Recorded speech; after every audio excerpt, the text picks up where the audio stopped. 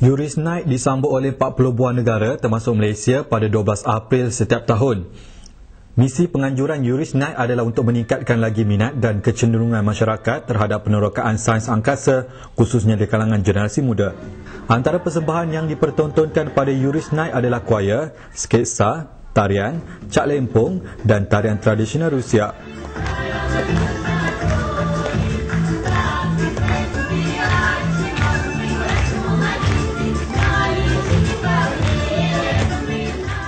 Turut tidak ketinggalan membuat persembahan adalah angkasawan negara kedua, Major Dr. Faiz Khalid. Beliau menyampaikan sajak Uris Night.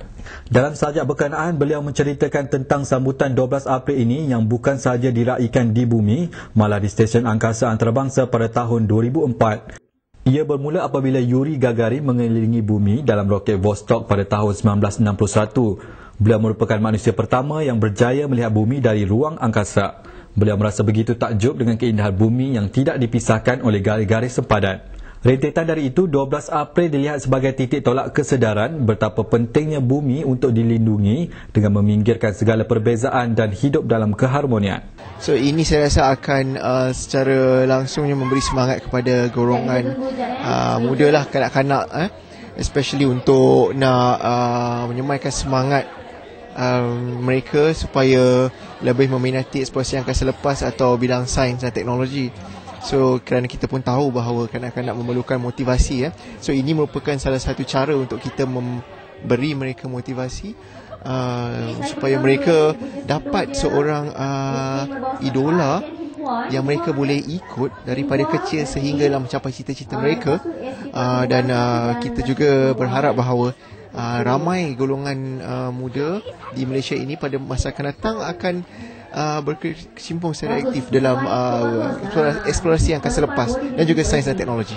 Uris Night mula direalisasikan pada tahun 2001 dalam persidangan Space Generation Advisor Council Pertubuhan Bangsa-Bangsa Bersatu di Graz, Austria. Tarikh tersebut dilihat sebagai satu titik transformasi bagi penentuan masa depan bumi. Menurut pengarah Planetarium Negara Azrina Ahmad, dengan pertunjukan planetarium yang digabungkan dengan persembahan murid sekolah, ia dapat memberi lebih kefahaman kepada murid-murid tentang angkasa lepas. Ya, dengan adanya program Uris Night ni, sebelum mereka buat persembahan, mereka kena buat research dahulu tentang Yuri, tentang penerokaan manusia ke angkasa. Yuri ialah orang yang pertama ke angkasa. Jadi kita boleh lihat, walaupun mereka buat dalam bentuk nyanyian ataupun drama ataupun tarian, mereka dah buat research tentang Yuri dahulu sebelum mereka mempersembahkan dalam bentuk yang sedemikian. Sekolah yang terlibat membuat persembahan adalah Hinhua High School Klang dengan persembahan choir. Persembahan cak lempung dari SK Kuala Kubu Baru 1 Hulu Selangor, manakala persembahan tarian tradisional dipersembahkan SK Merbau Sempak Sungai Buloh Selangor. Chunghua High School Seremban Negeri Sembilan pula membuat persembahan sketsa dan persembahan tarian tradisional Rusia dari Sekolah Kedutaan Rusia Kuala Lumpur. Murid yang ditemui di Web TV selepas membuat persembahan berkongsi rasa gembira dan menanam minat untuk mendalami bidang angkasa lepas. Saya dapat tahu lebih tentang sains, maklumat-maklumat tentang pelajaran semua saya dapat daripada sini. So space, constellation semua lancarlah untuk saya belajar. So lebih menyenangkan untuk jawab apa-apa soalan lah.